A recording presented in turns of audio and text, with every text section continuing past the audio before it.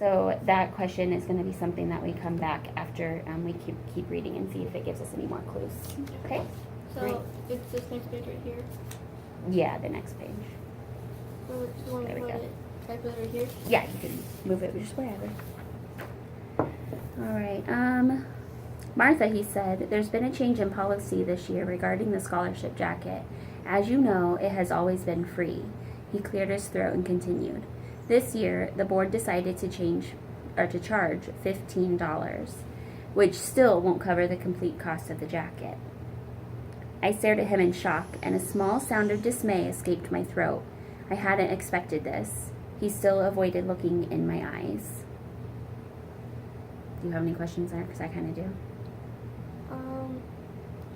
Why they charge it? Yeah, why this year? That's And especially with them arguing out in the hall. You know, why now? yeah. Right? Okay. So that's good. Do you have any predictions as to why? Maybe because maybe they need to get more jackets and then so they can have more money to pay for the jackets. Okay.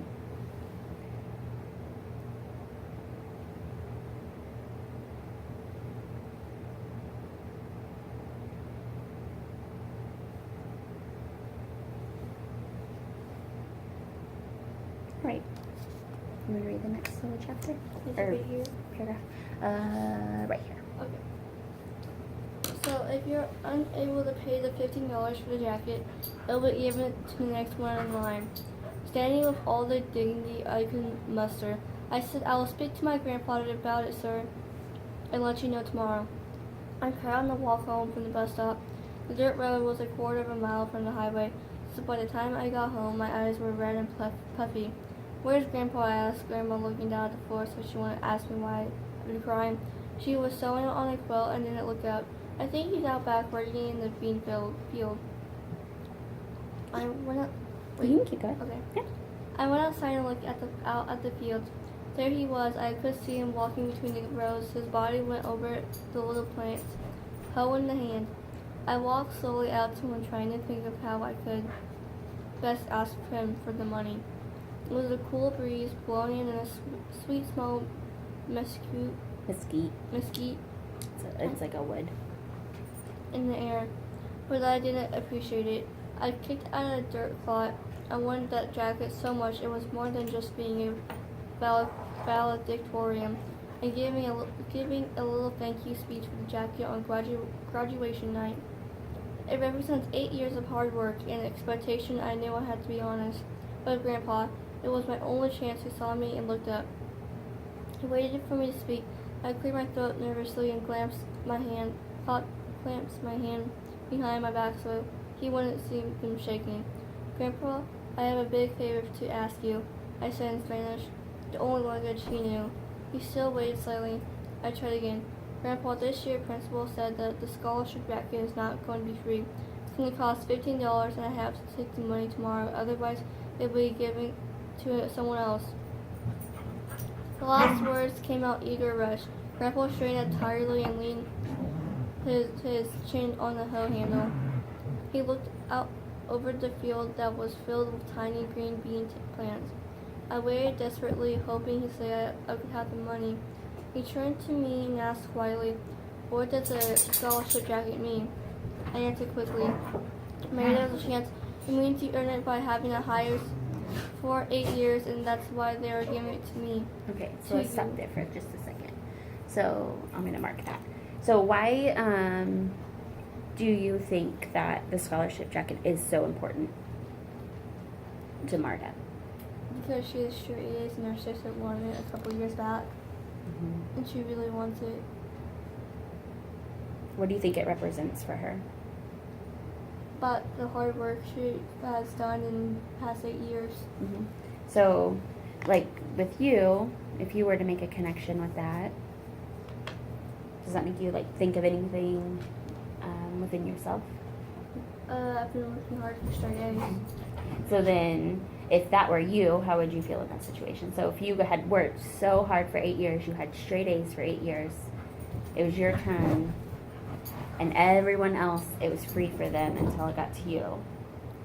That would suck. Yeah, that would suck. So, do you understand how she's kind of feeling in Yeah. the story? Yeah, like sad and defeated almost. Like, I can't do anything. You know, it's not. I'm not good enough. Blah blah blah. So. That would suck. Yeah, because you worked really hard to get it, Yeah. and then it got taken away from you. So yeah, that would suck. All right. That's it. Yeah. Too late to realize the significance of my word. Grandpa knew that I understood it was not a matter of money. It wasn't that. He went back to hoeing the weeds that sprang up between the dedicated little bean plants. It was a time-consuming job. Sometimes the small shoots were right next to each other. Finally spoke again. Then if you pay for it, Marta, it's not a scholarship jacket. It is. Tell your principal I will not pay the $15. I walked back to the house and locked myself in the bathroom for a long time. I was angry with Grandfather even though I knew he was right. And I was angry with the board. Whoever they were, why did they have to change the rules just when it was my turn to win the jacket? It was a very sad and withdrawn girl who dragged into the principal's office the next day. This time he did not look at me. He did look me in the eyes. All right, let's stop there. So, you know what Grandfather already said. Yeah. But what do you think the principal's going to say? Maybe he'll pay for it for her? Oh, that you think the principal will? Yeah. Okay. Because, why do you think the principal Because he might? feels bad for her. No. And she's worked hard, and he knows, She's really smart. yeah, and he knows her family is kind of poor, right? Okay. All right, so keep going. What? What did your grandfather say? You sat very straight in my chair. He said to tell you he won't pay the $15. The principal muttered something I couldn't understand under his breath and walked over to the window. He stood looking out at something outside. He looked bigger than usual when he stood up. He was a tall, gaunt man with gray hair, and I watched the back of his head while I waited for him to speak. Why? He finally asked. Your grandfather has the money, doesn't he own a small bean farm? I looked at him, forcing my eyes to stay dry. He said if I had to pay for it, then it wouldn't be a scholarship jacket. I said insultingly, I guess you'll just have to give Joanne. I hadn't meant to say that. It had just slipped out. I was almost to the door, and then he stopped me. Martha, wait. I turned and looked at him, waiting. What did he want now? I could feel my heart pounding. Something bitter and vile tasting was coming up in my mouth. I was afraid I was going to be sick. I didn't need a sympathy speeches. He sighed loudly at me, biting his lip as if thinking. So why was her heart pounding? Because I want you to like make a connection with her. So, you know, she's like, fine, just give it to Joanne, and she walked out. But he said, no, stop, wait. And then why was her heart pounding? Because he was really hoping that he'll pay for it for her. So what kind of feelings do you think she was feeling at that time? Excited, nervous a little. Probably, yeah. Okay, you can keep going.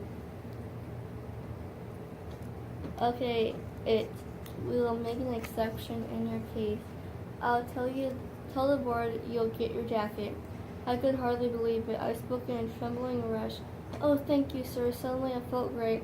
I didn't know about adrenaline in those days, but I Do knew. you know what adrenaline is? Is it like what is it again? It's like a hormone in your body. Like when you like, if people are hurt, they usually have like adrenaline, and it helps them. It gives them like weird, crazy strength. Like, you know, you hear those crazy stories about how like the people have like broken arms, but yet they're still using their arms to like pull this car off of someone and get them out, you know. So that's adrenaline. So it's like it's a hormone in your body that when you get excited or nervous or angry or whatever, it secretes out in your body, and then it gives you crazy strength. I knew what it was, but I couldn't like. Yeah, yeah. All right. Adrenaline in those days. Adrenaline those days, but I knew something was pumping through me, making me feel as tall as in the sky. I wanted to yell, jump, run the mile. Truthfully, I ran out so I could cry in the hall where there was no one to see me. At the end of the day, Mr. Schmidt. Winked at me and said, I hear you're getting a scholarship jacket this year. His face looked as happy and innocent as a baby's. But I knew better. Without answering, I gave him a quick hug and ran to the bus. I cried on the walk home again, but this time I was so happy I couldn't wait to tell Grandpa and ran straight to the field. I joined him in the row where he was working and without saying anything. I crouched down and started pulling up the weeds with my hands. Grandpa worked alongside me for a few minutes, but he didn't ask what happened. After I had a little pile of weeds in the rows, I stood and faced him. The principal said he's making an exception in the jacket after all. That's after I told him what you said. Grandpa didn't say anything. He just gave me a pat on the shoulder and smiled. He pulled out the crumpled red handkerchief that he always carried in his back pocket and wiped the sweat off his forehead. Better go see if your grandma needs any help with supper. I gave him a big grin. He didn't fool me. I skipped and ran to the house, whistling some silly tune. Okay, so now we have all these questions, and so we need to go back and kind of answer them, because then that helps us a little bit more with our comprehension. So we know why Grandma did, or why she said no, and then so this one didn't, I don't think it got answered specifically, like word for word, but they did. I mean, we can make an inference, so we can make a guess as to why why the principal said no, and why the teacher was sad about Martha not getting the jacket. So we our first prediction was prejudice, but are there anything else, like, now that we've read it, or is there anything else that, like, that you think, do you change your mind? Do you think it's the same thing? Because, I mean, it's okay to keep the same answer, but also sometimes we know that our minds change, like, by the time we get to the end, when we know the characters a little bit more. Well, I think the principal and the teacher knew she was been working really hard for the jacket, so they felt bad. So then, when I was reading, when we were reading it together,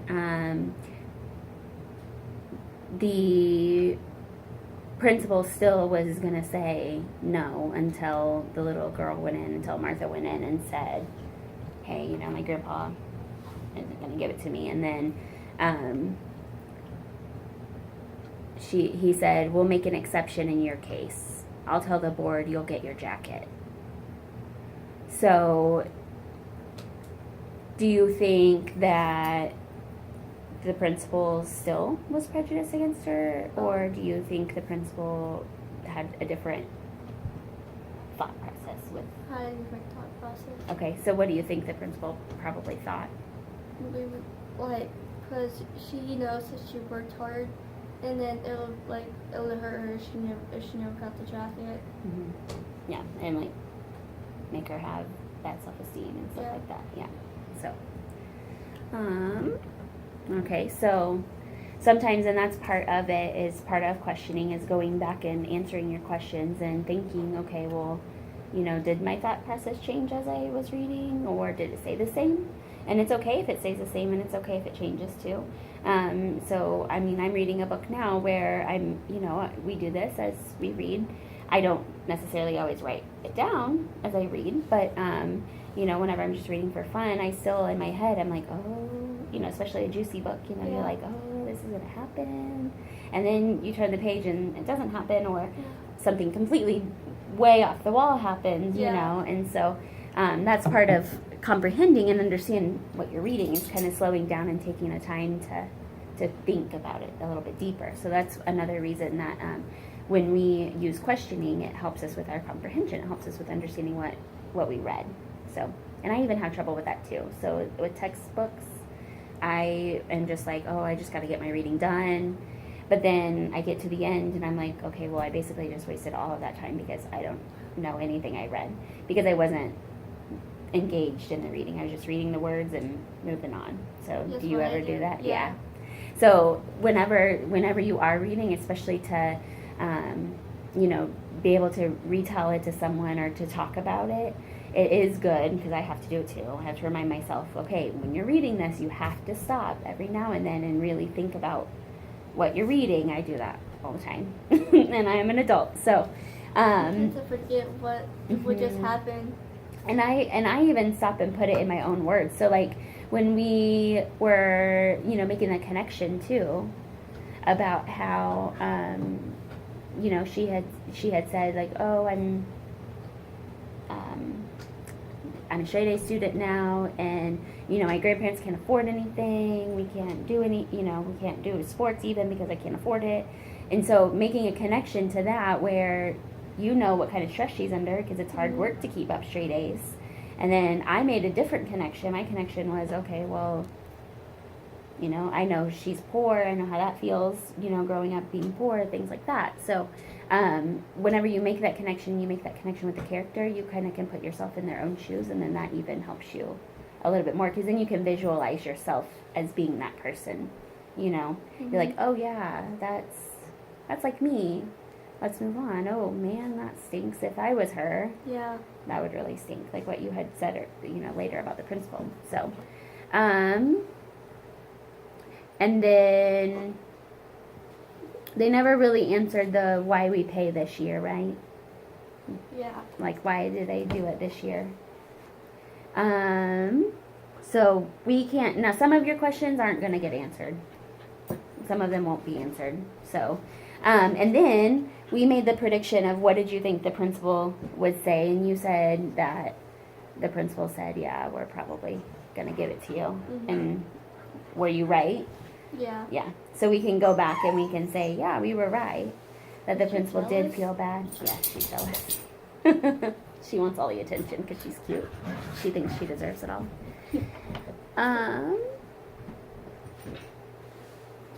Okay.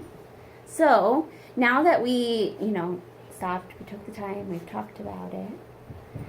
If you were telling someone about this, so like if you were to tell your mom about the story that we read tonight, what is something or what would you tell her about? And then, remember when we retell, we can add these things. So these are just little reminders, a little picture reminder for you.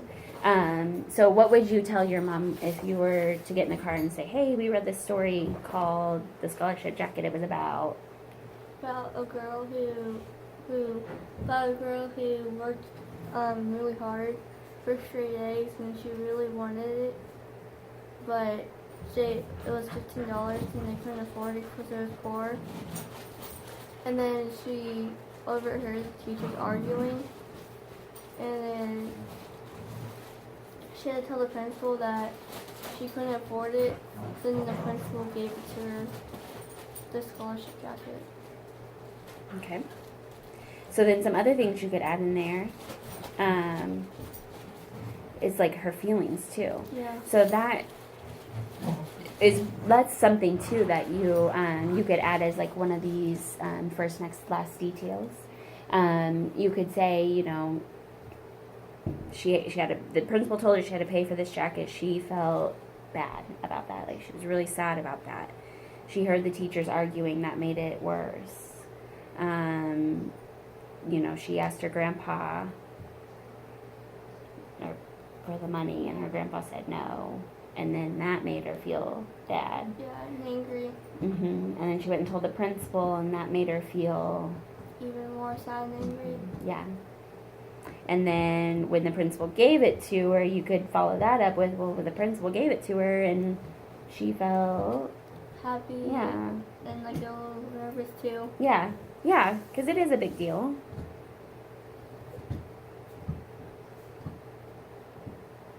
All right, so that will, like, doing those things whenever you read, it will help your comprehension. So, whenever I give you, like, those little readings and stuff, and I do time you, but you don't have to get done in a certain time. I just time because it kind of gives me, like, your fluency and things like that, just, how you're reading. And so, when I do time you on those, it's okay to stop and think and process what you're reading to help your to help your comprehension. Okay, so like whenever I ask you about it, at the end, that's kind of what I'm checking on, is our comprehension and like how many details we remembered and things like that. And I'm bad at my brain does not remember anything, so I understand. But when I stop and I think about it, and it doesn't even have to be that long drawn out process of talking about it and writing it down and all that.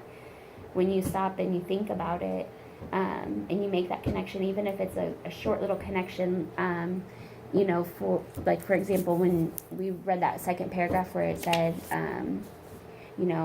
she was straight A's, and immediately you probably thought, oh yeah, she's smart. Yeah, she's smart. She's probably under a lot of stress. And then when I read it, I was like, oh man, that stinks. I know how it feels to not have any money and be poor. That's just a quick little, oh man, that stinks. And then I would have moved on. So that's something that you can even do. And even if you do have, I talk to myself all the time. So when nobody's listening. So it's even if you have to talk to yourself, you can stop and kind of think, oh. Yeah, I play volleyball, and I would think I'd be able to play it. Yeah, see? So you have to keep your grades up and stuff. So this is even something like when you're reading at school in science or something. And I'm just saying science because science was really hard for me I don't like science. Get it. Science is okay. My probably worst subject was probably math. Math's tricky for me too. You just gotta work really hard, and it's difficult. Science and math they're just really hard for me to make connections to, and so whenever I'm reading it, it's not in a story form, so I don't make a connection to it, and so it's harder for me to stop and remember, okay, I have to, use my questioning skills and things like that. So that is something that you can use when you're studying or even in class, just reading or whatever. So maybe try that on the next time that we do one of those quick reading tests. Okay. And then even in class, if you're, try the questioning thing. Now you don't have to use sticky notes, but just stop and think. And if you need to write down some notes, like I jot down notes all the time as I'm reading. Really? Mm-hmm. So especially like my books for class. So I don't necessarily use sticky notes because I like to have a list. I'm a list kind of person. And so as I'm reading, if I am making a connection or I have a question, so I usually have, like I'll set my page up to look like this, where I have a T-chart. So whenever I'm studying, I use the questioning strategy as well. And over here, it is my questions that I have. And then over here, I usually write my predictions, or like when you're reading, a textbook, you don't really make predictions, but you have to think about what you're learning. So I would jot down something new that I learned, or I will kind of make predictions. So I read the headings in my textbook, and then it'll say like fluency, and so I'm like, okay, well, I know fluency is this, and I know it's probably going to talk about this. It's going to talk about how the person reads, how they sound, things like that. And then I read it, and then I think in my brain, oh yeah, okay, so I can go back to my it's kind of a prediction and say, yep, that made sense. That's exactly what I thought it was going to be about, or oh no, I learned something new, and I jot it down. So it just helps me keep track of my own thinking at that point too. So yeah, even if you just jot it down, you can do that. So this is a strategy that you can use, and you don't have to necessarily always, write it down and this and that. So.